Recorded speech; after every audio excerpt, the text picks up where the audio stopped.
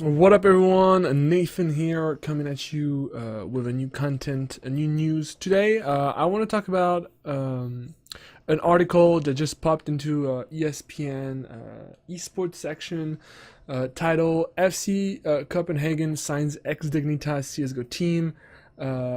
Launches new brand or whatever it says from Jacob Wolf at ESPN Esports. I wanted to talk about it since it just puts back on the table the mixture we are having um, that we are having between soccer and esports, and how a lot of clubs and a lot of money from soccer is coming to esports, whether it's for CSGO, it's for League of Legends, it's for FIFA. And I want to give my opinion about it since it's like something that is going to happen a lot. And I feel like it's going to happen so much that maybe in a few years we'll see like uh, Madrid against Barcelona, or like Paris against Marseille, or like all those classico that we have right now in soccer, but in esports in the future. And I want to talk about what is bad about it, what could be good about it, etc., etc. So obviously, what is good about it is that, well, there's way more money in the industry because of that. Those soccer clubs have been accumulating a lot of money from a very lucrative industry, sponsored by the biggest brands, and we can tell that a lot of them are seeing an opportunity through that. Whether it's because they know that esports is going to be the future, which I think it's going to be. Maybe because clubs understand that traditional sports is not attracting a younger audience as it used to be, with like generations and generations following the same teams, being fans, watching your basketball match with your dad, etc. Maybe it's not that anymore. Maybe just kids are playing video games and watching Faker playing League of Legends, etc., etc. So that's something to consider. The good part is the money. The good part is that player can finally live off of all those like revenue that they can get. Finally, players can do this full time, and it encourages the industry to pursue more and more and more the competitive side of esports, making it even an interesting industry, as it attracts more players to play harder and to be better. So the competitive at the top of the ladder is even more considerate, and it's good for the competition and good for the sports. Uh, there's a lot more things that are good, especially we are heritating from the structure that traditional sports have. I mean, we're talking about like maybe like 80 years old, 100 years old sport.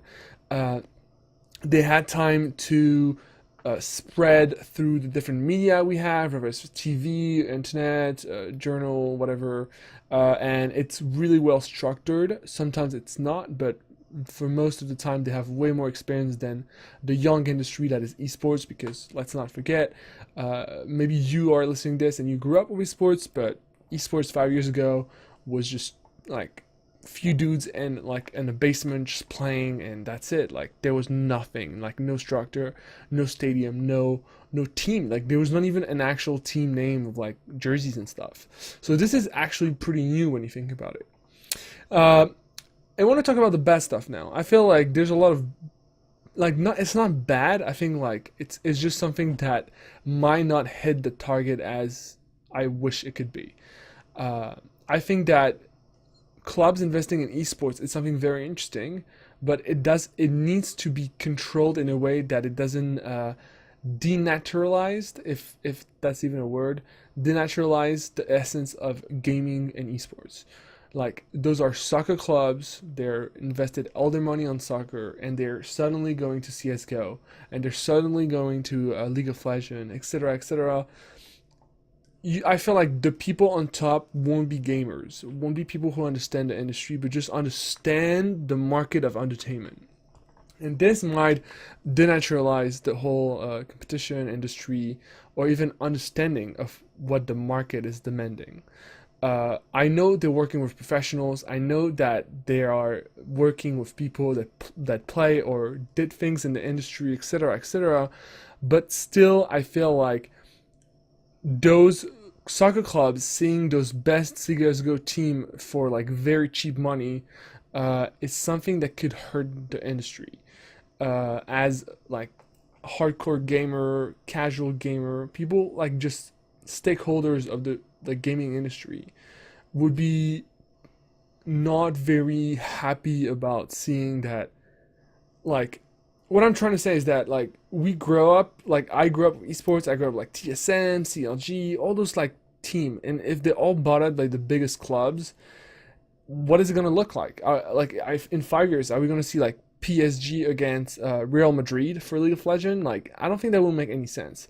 I feel like Real Madrid is like, it's a soccer club, and if all the soccer club names become all the esport names, it's just gonna denaturalize the whole like competition. I wanna keep the TSM, I wanna keep the CLG, I wanna keep those Team Dignitas, NRG, SKT Telecom. I just want to keep that because it's what it started with, and I don't want just the entire soccer industry investing all their money in esport because, well, it's a way for them to get more traction in an audience that is younger. As much as I understand the investment and how good it is for those investors that work in the soccer industry, I believe that it's not the right call for esports, as it might go up very fast right now, and it might still do, but eventually it will just go down, as like they're just taking advantage of a younger audience, and I don't want that to happen. I really don't want that to happen, since it's not gonna be cool. Like, I like the fact that they're investing money in it. I think it's good for the industry, but I think there's some sort of like gaming or gamer essence that needs to be kept alive. Otherwise, the whole magic of esports, the whole magic of entertainment through video games will be just gone. So that's it for it, guys. So if you don't know what the news was, is that FC Copenhagen, which is a soccer club, just signed the ex-Dignitas CSGO team. But I just wanted to do the news right now. But you have to know that PSG, which is Paris Saint-Germain, the famous soccer club in Paris, announced their League of Legends roster a few weeks back. They announced their FIFA lineup, and a lot of other clubs. Like, I can't name all of them. I know Sochaux in France. I think there's at least 5 in France, which is huge. Are investing in esports and are starting to look into the lineups and new players. So it's definitely gonna go this way. Like, France is not like a head country. Like, they usually do stuff after the others. So I feel like there's a lot more countries doing stuff like that. We see with the NBA, with Dignitas and the 76ers. We're going to keep seeing this. But I want to see how the people on top, the people who know the entertainment industry, will deal with that, and how they will treat esports. And hopefully they will treat it as it needs to be. So thank you so much for watching, guys. I'll see you for the next news or for the next podcast. Take care, and see you tomorrow.